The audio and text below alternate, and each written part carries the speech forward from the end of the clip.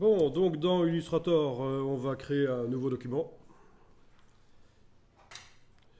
Oui, c'est peut-être l'occasion de parler des couleurs RVB, puisqu'on en a parlé tout à l'heure avant de commencer. C'est vrai que si vous démarrez d'un document de type impression, d'office, vous êtes en CMJN. Et ça veut dire que même si vous avez investi dans un écran de qualité qui permet d'afficher beaucoup de couleurs, un écran pour graphiste, un écran qui répond aux normes Adobe RGB, eh bien, si vous créez des documents impression dans Illustrator, vous n'arriverez pas à mettre beaucoup de couleurs bien vives dedans. Parce que le document va limiter l'affichage des couleurs aux seules couleurs imprimables en offset. Donc voilà, vous voyez où est le problème en fait. Il y a plein de gens de graphistes qui se sont cassés la tirelire à acheter un écran de bonne qualité.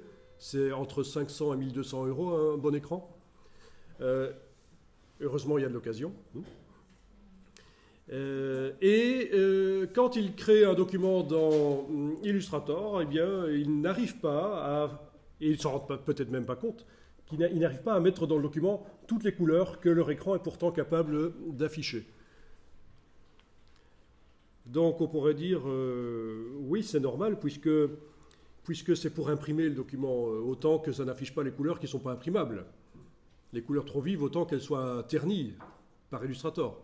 Mais à notre époque, quand on fait un logo, on le fait aussi pour un affichage sur écran, pas seulement pour une impression offset. On le fait aussi pour une impression jet d'encre, plus performante que l'offset, des couleurs plus vives. Donc en fait, il faut faire ces créations pour le périphérique de sortie le plus performant qu'on a à sa disposition, notre écran en fait. Ça supplante au niveau qualité tout le reste de notre écran, si notre écran est de qualité, si c'est un écran pour graphiste. Donc nos créations, on doit les faire pour notre écran. Et après, on va faire décliner, on va faire des versions pour l'offset avec des couleurs ternes, il n'y aura pas le choix, c'est inhérent à la technique offset. On fera une version pour le web, des couleurs un peu moins vives, parce que la plupart des internautes utilisent des moniteurs bas de gamme de bureautique qui n'affichent pas des couleurs très vives. On fera une version pour une impression jet d'encre. Vous voyez, c'est ça le principe. C'est ce qu'on appelle le multipurpose. On n'est plus à l'époque, dans les années 90, où quand on faisait une image, c'était forcément pour imprimer en offset. À notre époque, les destinations pour une image qu'on crée sont multiples. Et donc, il vaut mieux la créer pour le périphérique le plus performant qu'on a à sa disposition, c'est notre écran. Autrement dit, l'espace couleur le plus large possible, les couleurs les plus vives possibles. Et puis après, on adapte. Il y a des systèmes pour adapter intelligemment. C'est ce qu'on appelle les modes de rendu en gestion des couleurs. Ok. Alors, vous êtes dans nouveau document, vous avez profil impression. Qu'est-ce qu'il est indiqué ici à avancer? Eh bien, il est indiqué que le mode est CMJN. Voilà, donc si votre document est CMJN, c'est un petit problème. Petit dans Illustrator, c'est un moins gros problème que dans Photoshop. Alors, ce que vous pouvez faire, c'est dire non, non, non, je voudrais travailler en RVB. Donc, vous passez de CMJN à RVB. Donc, vous allez créer un document en format A4 horizontal. Voilà, je choisis horizontal ici. Et qui va être avec des couleurs RVB, une visualisation en tout cas RVB dans le document. Alors, vous avez un petit point d'exclamation pour vous dire que par rapport au document de départ impression que vous aviez choisi, vous avez fait des modifications. C'est différent que ce qui était prévu au départ. Alors, ceux qui sont depuis quelque temps dans le métier savent que les imprimeurs, ils détestent quand on leur envoie des images RVB. Il faut leur envoyer des images CMJN. Alors comment est-ce qu'on va faire si on commence à créer des illustrations RVB? Eh bien, on va, au moment de l'exportation en PDF, on fera la conversion vers CMJN. C'est là que ça va se faire. En fait, la conversion vers CMJN, on essaye de la faire le plus tard possible. Alors, on va cliquer sur OK une fois que vous avez choisi ça. Et sur la barre de titre, vous voyez qu'ici, on est en RVB. Et en fait, ça peut être modifié par la suite. Fichier mode colorimétrique de document. Je viens de le faire repasser en CMJN. Fichier mode colorimétrique du document. Je repasse à nouveau en RVB. Vous pouvez tester, vous voyez, vous pouvez comme ça basculer. Donc, une fois que vous avez choisi ça dans la boîte nouveau document, ce n'est pas définitif, vous pouvez basculer de l'un à l'autre. Donc, vous revenez, une fois que vous avez testé un peu ça, vous revenez en RVB.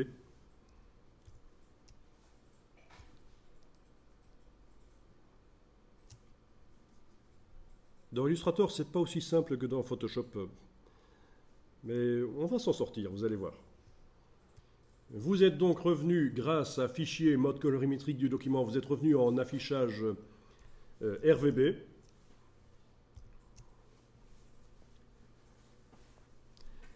Alors voyons un peu la palette nuancier. Je vais aller chercher le nuancier. Ici, j'avais précédemment agrandi les tailles des échantillons, là, en choisissant affichage par grande vignette. Ce sont des couleurs CMJN qui sont là-dedans. Pourquoi? Ben parce que ce nuancier, il vient d'où? Il vient du document de base impression qui est dans le dossier Illustrator et qui a été dupliqué quand vous avez demandé de faire un nouveau document. Quand vous faites fichier nouveau document sur base du document impression, c'est une copie du fichier du document de départ du modèle qui se trouve dans le dossier d'Illustrator. En fait, on l'avait déjà dit ça. Et donc, ce n'est pas étonnant. Ce document, au départ, impression était prévu pour fonctionner en CMJN, et donc le nuancier est CMJN, il ne contient que des couleurs CMJN. Donc, elles sont toutes un peu ternes. Par rapport à ce que l'écran est capable de faire votre moniteur, on est ici dans la gamme des couleurs imprimables offset, c'est un peu terne. Alors, je vais aller chercher le nuancier RVB. Dans la bibliothèque ici, en bas à gauche, on va descendre jusque nuancier par défaut. Et là-dedans, on va aller chercher. Alors, qu'est-ce qu'on trouve ici? Eh bien, ce sont les nuanciers qui sont livrés avec les différents documents de départ de Illustrator. L'impression, ben, c'est celui qu'on a pour l'instant. Donc, je ne vais pas aller chercher celui-là, évidemment. Périphérique, ça c'est le nuancier qui arrive quand je demande de créer un document pour les périphériques, donc tablette, smartphone. RVB de base, c'est quand je demande fichier nouveau document, profil RVB de base. Vidéo et film aussi, on avait web aussi, voilà. Donc ce qui m'intéresse, c'est RVB de base, on va aller chercher celui de RVB de base. Le nuancier, par défaut, en RVB, le RVB de base. Dans le menu de cette palette qui vient de s'ouvrir, je vais aller demander affichage par grande vignette. Alors, les palettes qu'on va chercher comme ça dans le bas à gauche sont non modifiables en fait. Vous ne pouvez pas les modifier facilement, ajouter des couleurs là-dedans. Par contre, dans votre nuancier du document, vous allez pouvoir ajouter des couleurs sans problème. Il suffit de cliquer sur une couleur ici. Et non, c'est en l'attribuant sur un objet que ça marchera. Ceci dit, je peux la déplacer, ça marche. Voilà. D'accord? Ce sont des couleurs RVB. Est-ce que vous voyez la différence au niveau de la saturation? Est-ce que vous voyez que le nuancier RVB contient des couleurs qui sont quand même plus flashy que le nuancier CMJN? Celles-là, je vais les supprimer parce qu'elles perturbent finalement. Voilà. Si on compare les deux, donc, vous devriez remarquer que le nuancier RVB contient des couleurs plus vives. Voilà. Certaines techniques d'impression permettent d'imprimer des couleurs vives. Le jet d'encre. Ou l'offset de haut de gamme, où on a ajouté en plus des encres cyan, magenta, jaune, noir, de l'encre orangée et verte. C'est ce qu'on appelle l'hexachromie. Donc même pour une impression offset sur papier, on peut étendre la gamme des couleurs imprimables, avoir des couleurs plus vives. Il suffit d'utiliser à la place des encres de base cyan, magenta, jaune, noir, les encres économiques de l'imprimeur, on utilise des Pantone. Déjà, le fait d'utiliser une cyan Pantone, une magenta Pantone, ça étend déjà la gamme, le nombre de couleurs qu'on peut imprimer sur le papier. Mais si en plus on fait 2 passages en presse supplémentaires pour une encre orangée et verte, là on a vraiment, on étend vraiment la gamme dynamique. Donc sachez-le, les couleurs RVB, ce n'est pas que pour les périphériques RVB, ça sert aussi quand on veut faire de l'impression en 6 couleurs avec des encres on va faire nos créations en RVB, plutôt que de se limiter à un système 4 couleurs. Je sais, c'est un peu chipot, un peu compliqué. Il faut arriver à entrer dans le raisonnement. Le nuancier, le CMJN, est limité pour une impression 4 couleurs. Il existe de l'offset 6 couleurs. Et là, on devra, pour en profiter, pour qu'on puisse mettre dans l'offset 6 couleurs sur le papier des couleurs très vives, on démarrera en RVB. Il n'y a pas du CMJ orange et vert.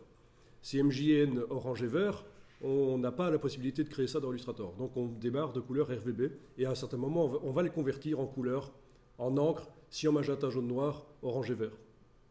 Ok ? Des posters, des livres d'art sont imprimés en 6 couleurs. Si vous avez un compte-fil, une loupe, vous regardez chez vous les posters qui vous paraissent bien vifs, avec des couleurs bien crashy, hein, avec des couleurs bien vives, saturées. Vous regardez de près, vous allez voir qu'il y a une trame orangée et verte, en plus du cyan, magenta, jaune, noir. C'est vraiment à 6 couleurs, en fait. Hexachromie. Je vous montre rapidement parce que, ne plus que pour voir le nom.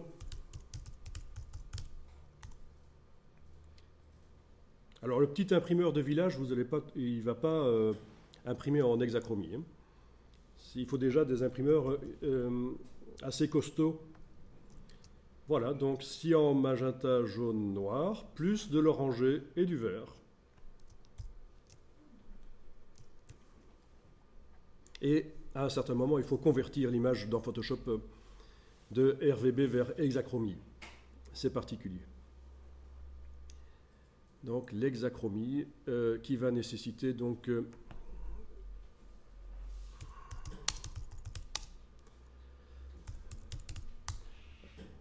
une presse offset avec 6 passages. J'en prends une au hasard ici. On ne voit pas très bien, mais vous savez que les presses offset, ce n'est jamais que des presses monochromes qui sont mises l'une à la suite de l'autre, en fait, et la feuille passe d'une presse à l'autre, en fait. Quand on parle d'une presse offset, si c'est en couleur, c'est en réalité plusieurs presses qui sont l'une à côté de l'autre. 1, 2, 3, 4, 5, 6. Voilà une presse en 6 passages en offset. D'accord ?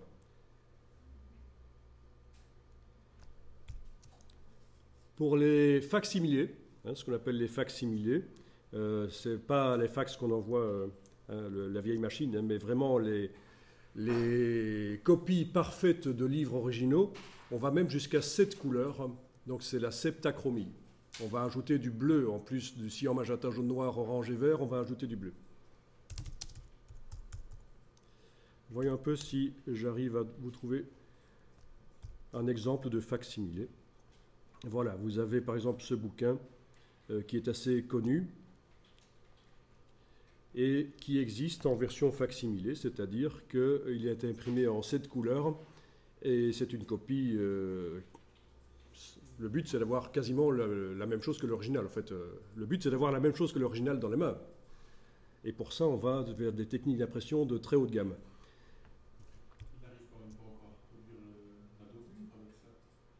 Ah, la dorure, c'est un passage supplémentaire. Oui, mais c'est possible. Ah oui, c'est encore un passage supplémentaire, y compris les vernis aussi, s'il faut. Hein. Oui, et le gaufrage en plus. Il y a plein de choses qui sont possibles. Je vous sortirai d'ailleurs un bouquin qui montre les différentes finitions possibles. Encre métallique, vernis sélectif, ça veut dire qu'il n'est que sur une partie de la page quand on parle de vernis sélectif. Il n'est pas sur toute la page, il est sur une partie. Gaufrage, découpe, enfin il y a plein de choses qui sont possibles en plus. Hein. Ce sont évidemment des publications d'exception. Par contre, ce qui est plus courant, c'est les impressions 6 couleurs. Vous en avez reçu, à mon avis, ces dernières années, dans votre boîte aux lettres, vous avez dû en recevoir quelques centaines des impressions 6 couleurs, sans vous en rendre compte. Pourquoi ? Parce qu'en fait, les grandes chaînes de magasins impriment en 6 couleurs leurs fascicules. Parce que les légumes, les viandes, tout ça, on n'a pas envie que ce soit terne, on a envie que ce soit flashy, que les couleurs soient saturées, et bien c'est imprimé en 6 couleurs. Ils peuvent se le permettre parce qu'ils impriment à des millions d'exemplaires. C'est des grandes chaînes de magasins qui impriment à des millions d'exemplaires. Donc ils peuvent se permettre de lancer une impression 6 couleurs qui est quand même assez lourde à mettre en œuvre au point de vue technique. Donc il faut le savoir, si vous voulez faire de l'impression 6 couleurs, vous, en offset, si vous avez un petit tirage, 10 000 exemplaires, ça va vous coûter cher. Parce que la mise en route est complexe. Par contre, une grande chaîne de magasins qui fait des fascicules sur ses légumes et ses viandes, des millions d'exemplaires, ils peuvent se permettre que la mise en route prenne un peu de temps et que ce soit un peu complexe. C'est rentabilisé par le nombre d'exemplaires. Donc regardez chez vous, quand dans les publicités que vous recevez dans vos boîtes aux lettres, vous avez des impressions 6 couleurs. Vous regardez avec une loupe, vous allez voir les petits points de trame orangé et vert, en plus du cyan magenta jaune noir. Pour répondre à la question, la première question, est-ce qu'on peut imprimer en fluo? Ben oui, c'est une encre Pantone fluo, et ça va être un passage supplémentaire. Alors, par exemple, pour un titre, je veux que le titre de mon magazine soit fluo, je vais le prévoir dans Illustrator ou InDesign, et en plus de cyan magenta jaune noir, il y aura un 5e passage qui va amener l'encre fluo sur le papier. Et on va voir comment ça se fait. On va faire un petit test parce que c'est vrai que c'est intéressant pour que vous compreniez un peu comment ça fonctionne. Alors l'autre question, c'était l'encre blanche. L'encre blanche, on l'utilise plutôt pas pour l'impression sur papier blanc, mais en sérigraphie en fait. Parce qu'en sérigraphie, on peut imprimer sur des supports colorés, hein, donc du papier coloré, du papier noir, enfin ce qu'on veut. Y compris aussi du tissu, évidemment, des t-shirts. Et là, on va imprimer avec de l'encre blanche. Mais en impression sur papier blanc, l'encre blanche, non. Ça ne se fait pas. On peut avoir des encres très claires, mais du blanc, non. Puisque c'est la couleur du papier.